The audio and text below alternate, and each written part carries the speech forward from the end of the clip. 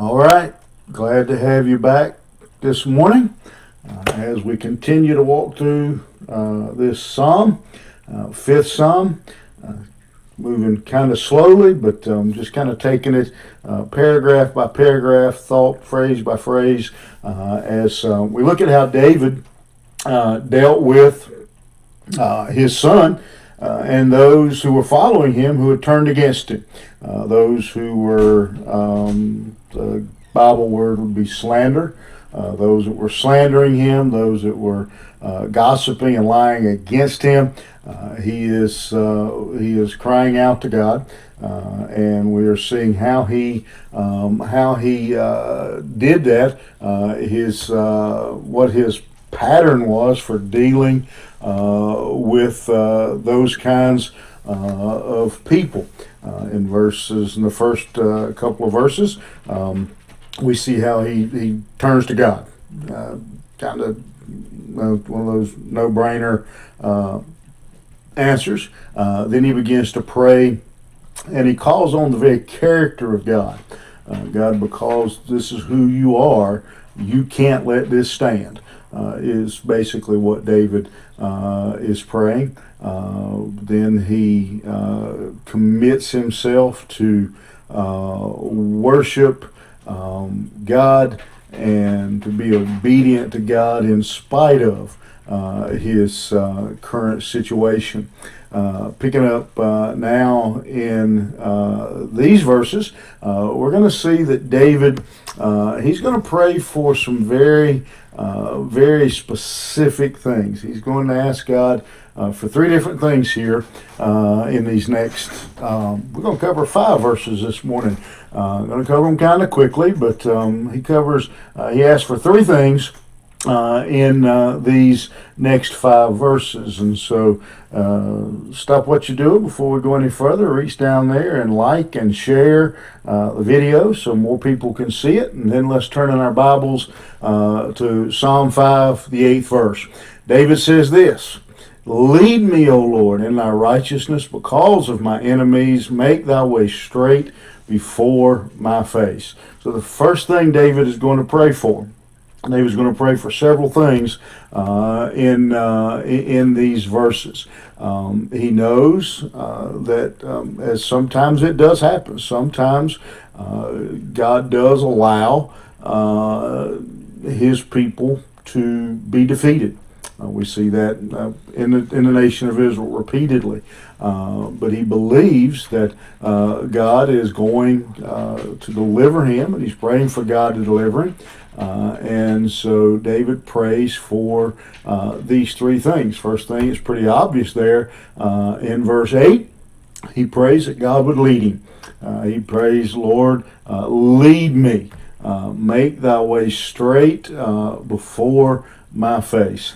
You know, I think probably one of the most important things we can get from God when dealing with someone like David was dealing with, slander and gossiping, someone who is attacking our character, but really any problem situation we find ourselves in, there's always you look back at the difficult times in your life, and I'm sure you look back and you can see some decisions you made. The decision you made, things went one way.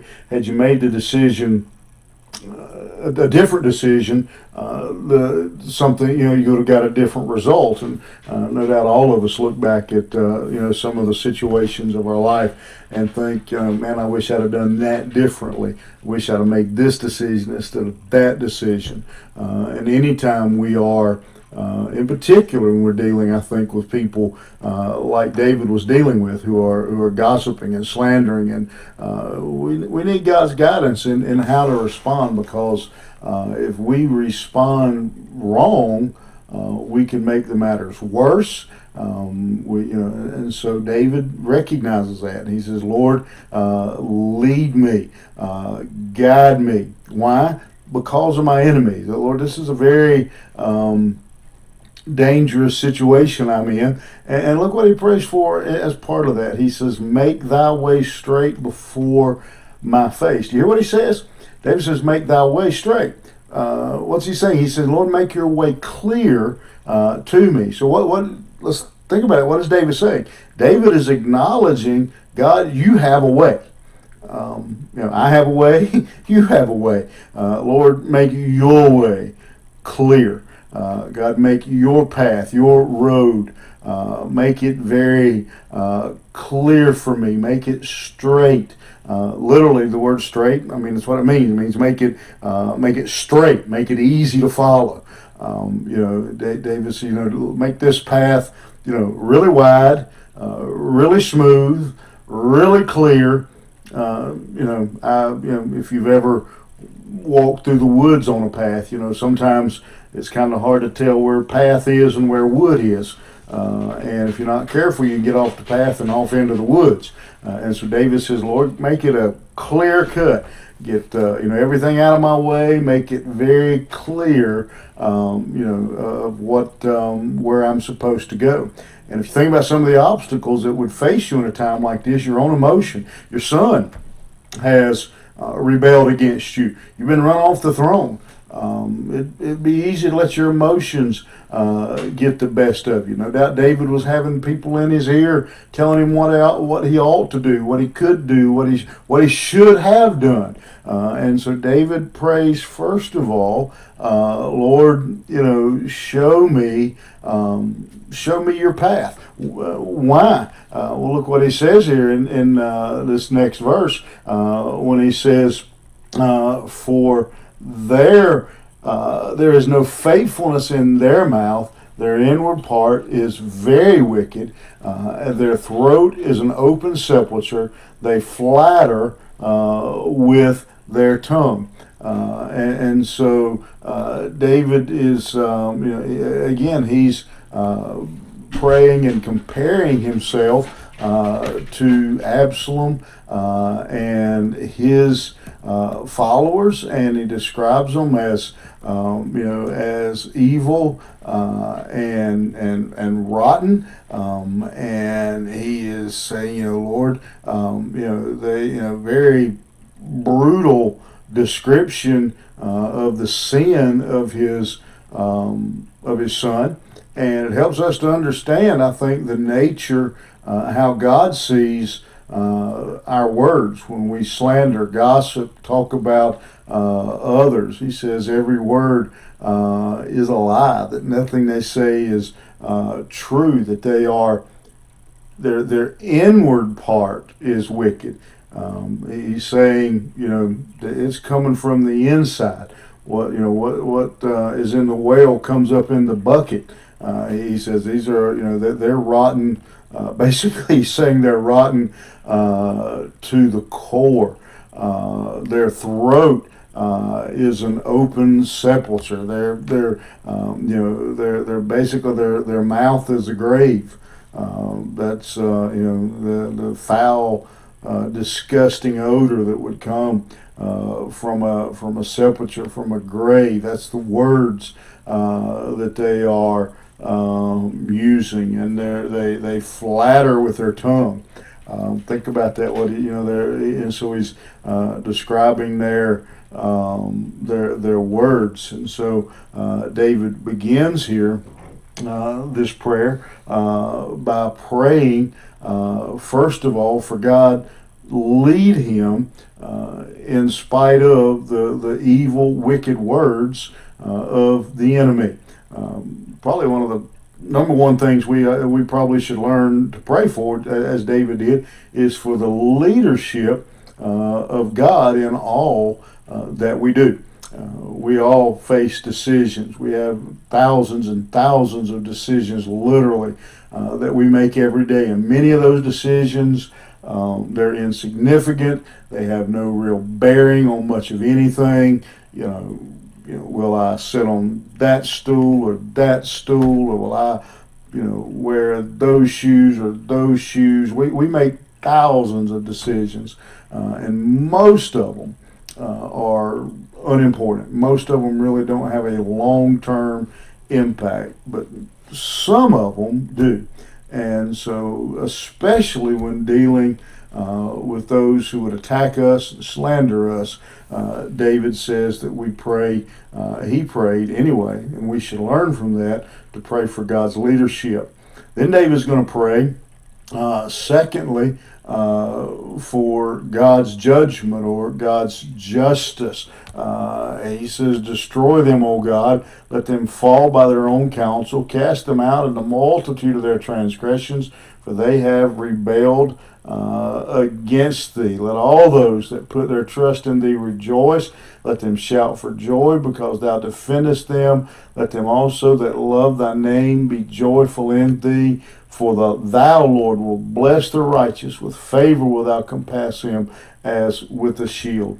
And so David, his next statement here is after praying for the leadership of God, he's going to pray for the judgment of God, that God would declare them guilty. It's much like we'd see in a courtroom scene where David goes into the court and basically says, we've already seen in the previous passage, thrown himself on the mercy of God, and now he says, God, declare them guilty, that they are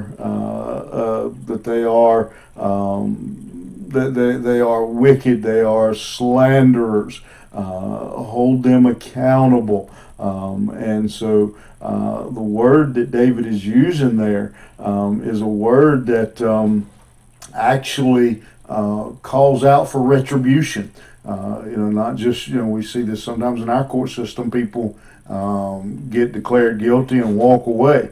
And so David says, no, I want you to declare them guilty and then execute judgment, punish them for their transgressions and their sin.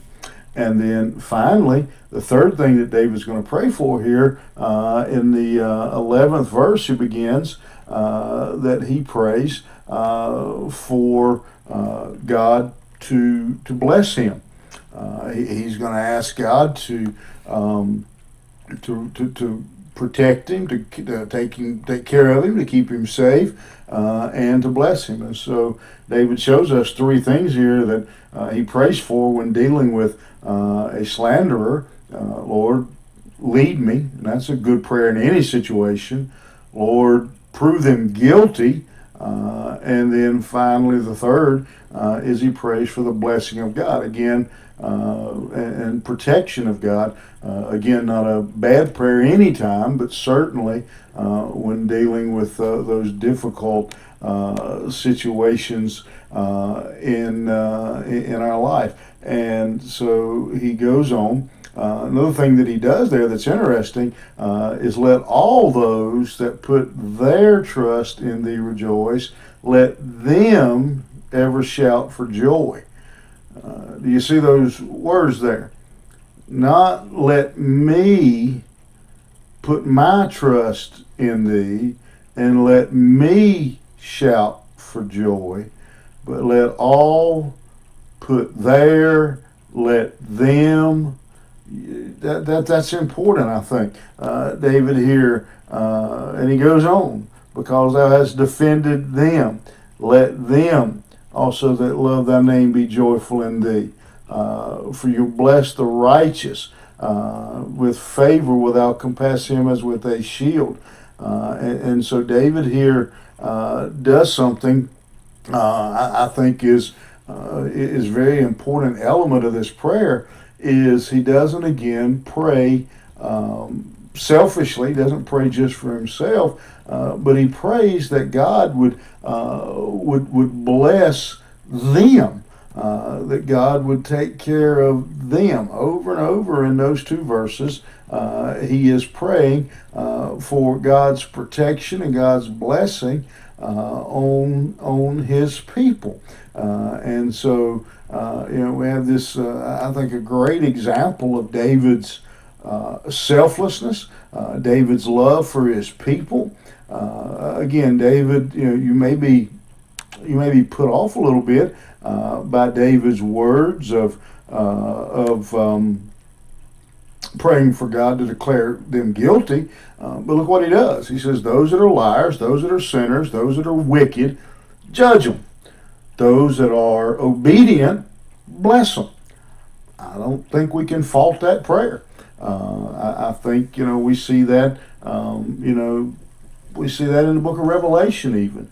At the end, where we see, how long, O Lord, will thou allow this? And so David is calling out and saying, Lord, I'm going to pray for the faithful of Israel. Everyone in Israel had not abandoned David. Everyone in Israel was not following. They were not following Absalom. They were, they just, they were outnumbered. They couldn't come, they couldn't come against him in their current situation. But they did still love God and love David. It says they put their trust in verse 11. They're trusting him.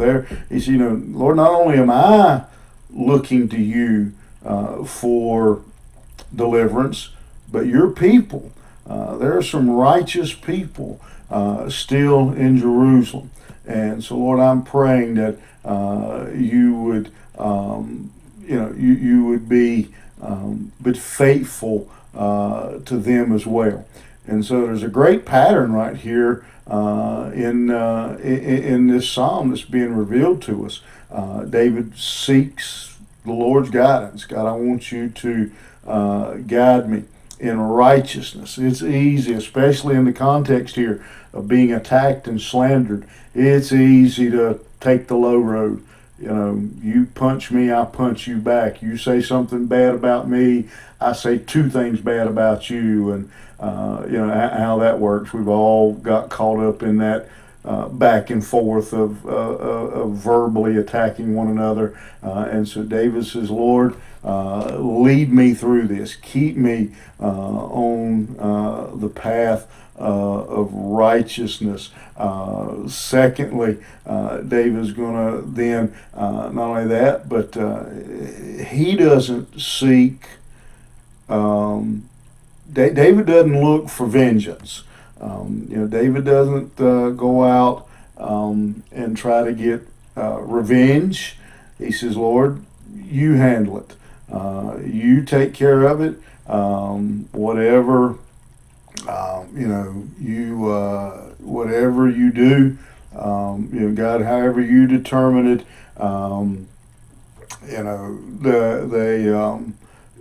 you handle it. David didn't go out looking for revenge. In fact, if you go back and you read in 2 Samuel chapter 18, when it actually did come to a battle between David's servants and Absalom's servants, the Bible tells us there in 2 Samuel that the forest, more people died, more of Absalom's people died in the forest than died by the sword.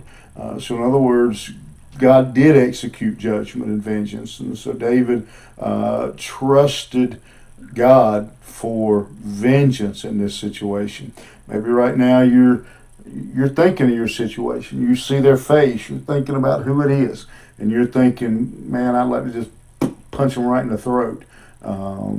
Bible says, "Vengeance is mine," saith the Lord. And David was going to trust God for that. And then finally, David looks at his own self and his own life, and makes sure that he's faithful. Make sure that he's serving God. That that I'm being obedient to who God wants me to be.